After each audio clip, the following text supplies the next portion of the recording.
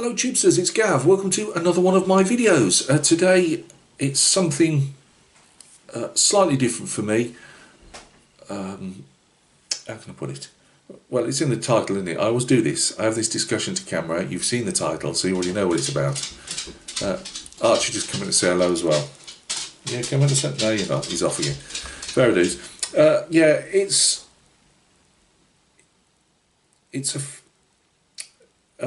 it's Napoleonic. It's definitely Napoleonic, and it's a very Napoleonic-centric work desk I've got at the moment, taking away the USS Lexington that's sat over there, and a few other bits and pieces, American Civil War down there, but mainly it's Napoleonic. Going through one of those. Well, no, I enjoy painting it, so. Yeah, sorry, head's not working properly today. It's a bench full of Napoleonic goodness. Let's put it that way. Right. I've wanted to do flat figures for a very long time, or Zinfigurin. I apologise to people like Joachim if I've just. Oh no, I've just murdered that. Apologies. So I'm going to get this all wrong because I don't really know the background that well. I just enjoy the art form. So in the UK and really parts of the empire, you could say, because I'm talking now 1900, well, 1940s back to the 1900s to the Victorian era, 1850s, all that type of stuff. You had your toy soldiers, lead soldiers. Now, in as it was Great Britain then, rather than just the UK, but Great Britain, UK, whatever you want to call it, British Empire, maybe the American. No, I'll say America was part of the British Empire. But the States might have had the same thing. I'm not 100% sure, but we had round figures, which is more or less what these war game figures have come from. We call them round figures because they are in the round. Flat figures, which I'll show you in a minute, are flat.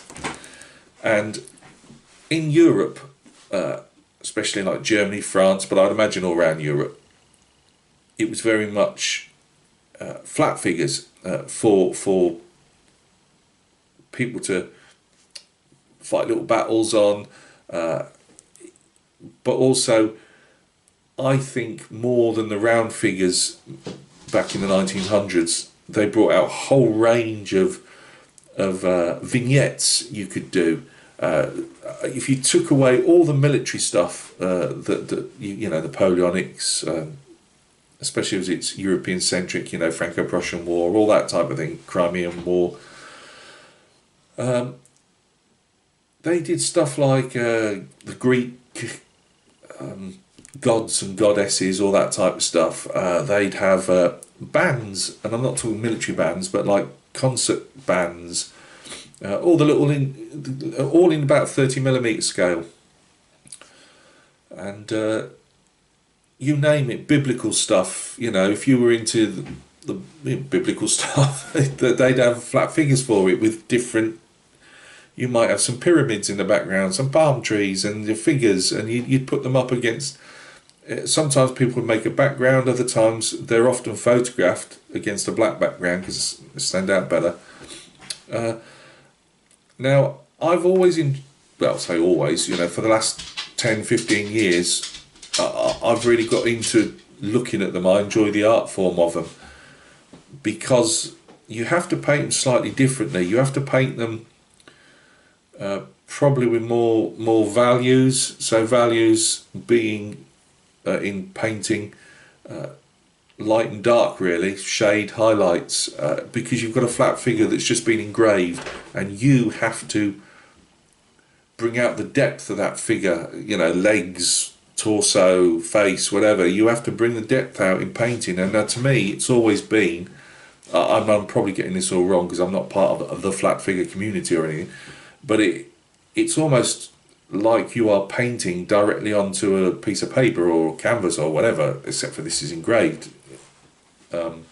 Whereas a round figure, this is a periplastic Hussars horse of the French 8th Hussars I'm working on at the moment.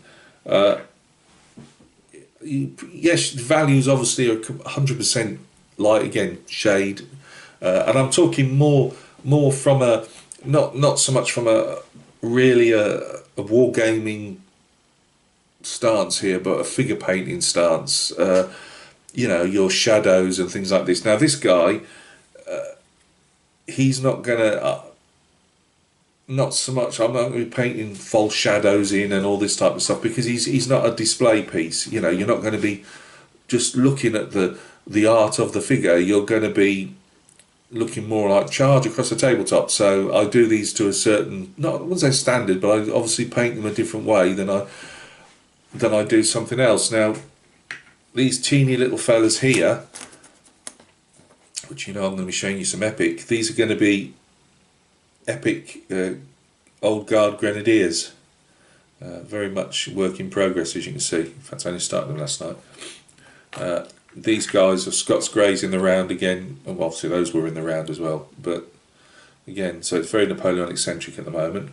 And then we come to my Airfix horse I'm working on. I've just been demold lining the head. He's going to have his head put on in a bit. I've not stocked this down. He's just I found it handy to work on because I'm going to put him on a wooden plinth. But you know, again, figure in the round. Now this is a 54mm horse, so let's go down. I'm not showing you the figure I've got simply because it is a flat figure. The light's going to be bouncing off everything, so I need to show it really against this black background. It's not very inspiring because it is. You can't see anything. I thought, well, do I prime it and then put my different values, you know, highlights and sketching, as I would call it. And I thought, no, let's just show the guys it as a metal piece. I bought this off eBay. They're very hard to come by in the UK because they're not popular. Not in any real sense as they would be in the continent. I bought this one. I'll go into what it is and what it's missing and stuff in a minute. But I've also bought a second one. Now this one, with the vagaries of the postal system, I'd watched it because I was, do I get it? Oh, I get it. Because I went off and did my research because I thought, well, we'll go into that bit in a minute. But I bought another one. Which would be more to my taste in the sense of it's a mounted figure, a Hussar. I believe it's a Hussar. It just says Napoleonic, and I can't remember if it actually even said French, so it could be a Hussar from anywhere. And I'm just going to have to do some research to find out. But we'll cross that bridge when it gets here. But yeah, I ordered this one, put a watch on it, and the vendor came back and dropped the price. I wasn't going to buy it, but when he dropped the price, I thought, you know, it's a no-brainer really. But they are hard to come by. If I buy new ones from Europe, I've got to obviously get with the imports, and then as I said, I've got no problems with import taxes. I've got more of a problem with the post office then throwing a charge for handling it. You know, sometimes it can be like 10 quid, or, you know, well, depending on, I suppose, the value of the package. I have no idea, but it can literally blow you out the water of what you've bought. So I've got another one coming from eBay. Please get here. I say it's all internal, so I'm hoping it gets here. I've had a run where a couple of things have never turned up. But these are 54mm figures rather than the 30mm figures. I just thought I'd probably be able to cope with them first more. I know I paint really tiny figures, but I've never done a flat figure before. So let's go down to the bench. I've totally confused everybody, I know, but let's go down to the bench and take a look. Right guys, here's my flat figure in 54mm. I might well put some photos. I think I did take some photos yesterday. If they're, you know, you might be able to get a better look at it. As I say, there's light bouncing off everywhere at the moment. So we're looking at Napoleon as a younger bloke, as first consul of France. It's from a. I thought I recognised the. Isn't it weird? You don't realise you know as much as you know. I knew it was before thought that before I read the bit on eBay. I thought that's Napoleon, not just because the arm.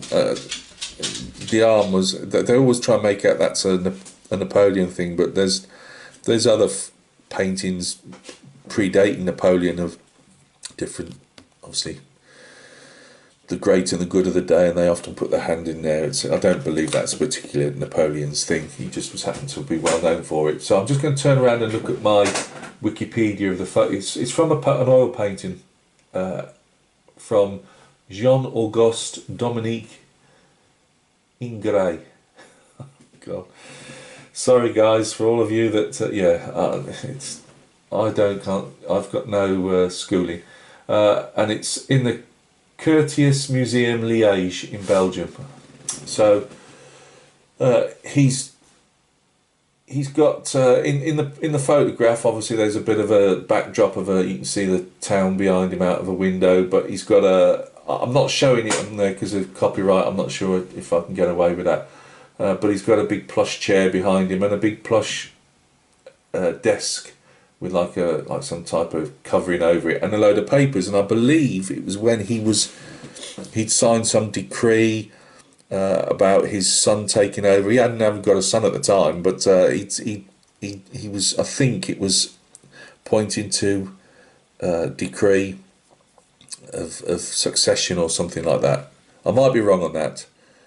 So of course, I would think, because they often do these as vignettes, that there should be a table, because he's pointing in the painting and he's doing there should be a table here with a lot of paperwork, scroll, as they do then, call them scrolls, but paperwork, and he's in an orangey red velvet, by the look of it, plush velvet type jacket with the usual brocade of gold all round it, and the white silk stockings, black shoes, buckles.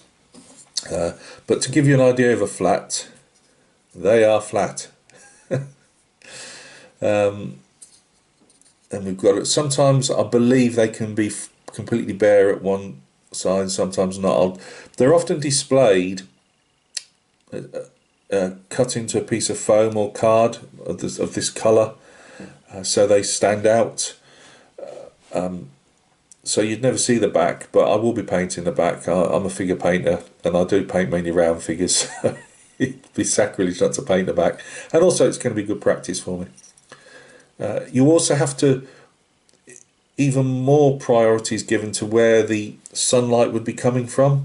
So what I've done is I've used my mobile phone and I've taken some photographs in some sunlight, or you could use I've got a side light here at the moment, and you can see where the light points are, the main lights are going.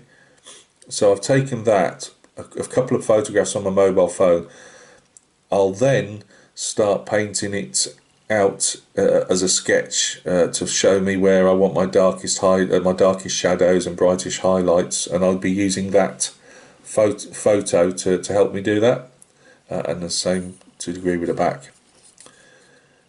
But yeah, I know it's not going to really be a lot of interest to most people. Can we just get a closer, Gav? So as you can see, it's just one poured pewter. They're called tin. If you want to look them up, put flat tin figures in and see what comes up.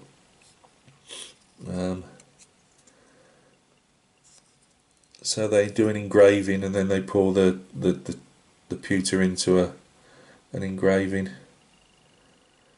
But then it's up to you as a painter to more or less make it come to life. So I just thought, yeah, I'll go for that. I got it for £4, plus I think I paid about £1.50 or something in postage, whatever it was.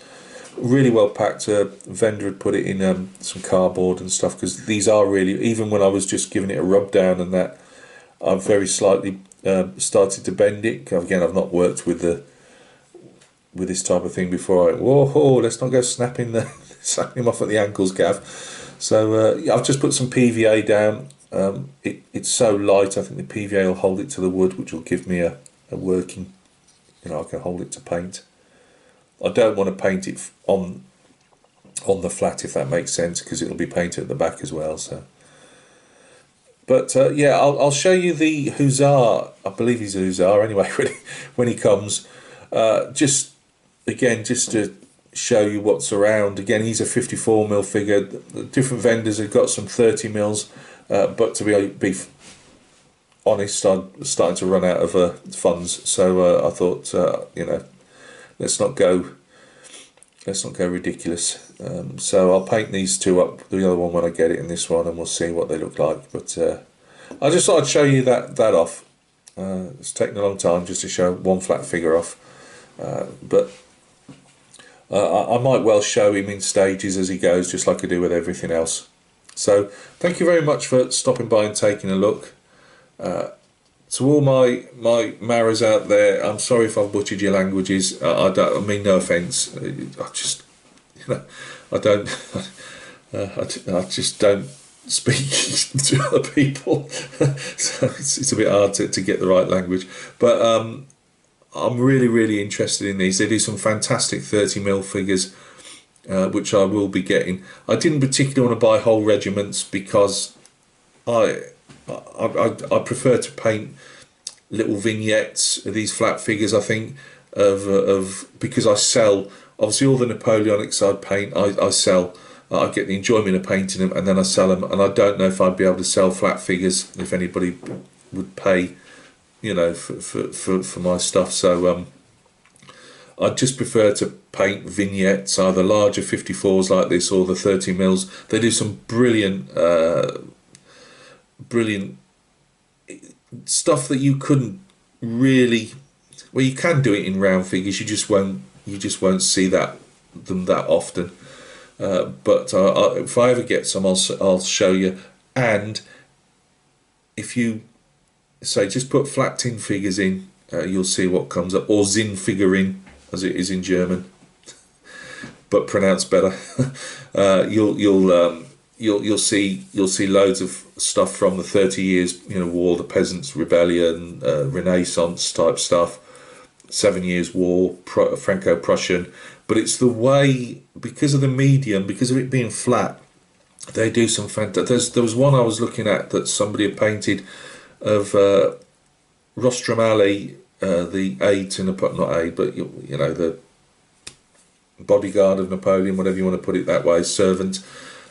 Napoleon's just trying to get his foot in his stirrup of getting up on his horse, and he's trying to hold Napoleon's horse, and he's obviously on the he's on the floor. He's standing. That's the word I could probably use, and holding his horse. And you'd struggle, I think, to get that in a round figure. Whereas this, it just looked fantastic. I was really taken with it.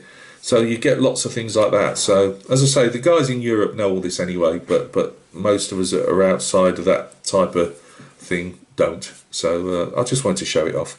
So videos coming up soon.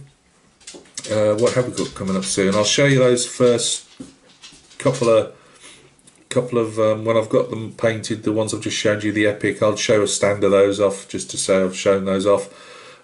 This guy here, get him quickly under. As I say, he's got to have his legs blacked out yet, but I should have done it the other way around. I decided to black his legs at the last point. Still got to work on his mane and tail. Still got to do the portmanteau on the back there. It's not going to be white. That's just to do a lighter red colour on it. Great coat. Still got to be done under there. So that's still grey. Still got to do the muzzle more, you know, stuff like that. But doing him, then I've got to do the rider, and that'll be the one out the two done, and then the other two I'll do partially under the camera. So I'm not going to obviously paint the whole figure on a horse. It'd take for hours, but I'll paint sections under the camera just to give you an idea how I do it. So yeah, got that. The Airfix. I wasn't going to do this because it's all part of a different video, but you know, that's as far as I've got. Doing his head now as we speak. Give him a primer, see what else I've got to do on that. It's probably going to be something. But yeah, I'm really loving that figure. But I've wanted to take my time, as in let the putty go off, sand it as best as I can, because I'm rubbish at doing stuff like that, but sand it as best as I can, and I'm just so it's just taking a bit of time. But once I've got the horse complete, I'll probably do a little video, or not so little video, it's me showing that. So there's that. There's no point doing you a Lexington build at the Lexington build video right now, because I have been doing a lot of the bridge structure, but it needs a bit more done to it yet. So yeah, there's loads buzzing around going on. So look after yourselves. I will put another video up, not as long as this one. I know I always say that, but if I get that flat in the next Monday or Tuesday of the Hussar, I'll quickly just do a quick flash video up. Just to say this is what it is, this is what it looks like. I do like to do these videos because I like you to see them like that before they're actually painted, if that makes sense. So you can see the journey from the beginning to the end. So thank you very much for stopping by and taking a look. Hope all's going well with you, and we'll catch each other soon on another video.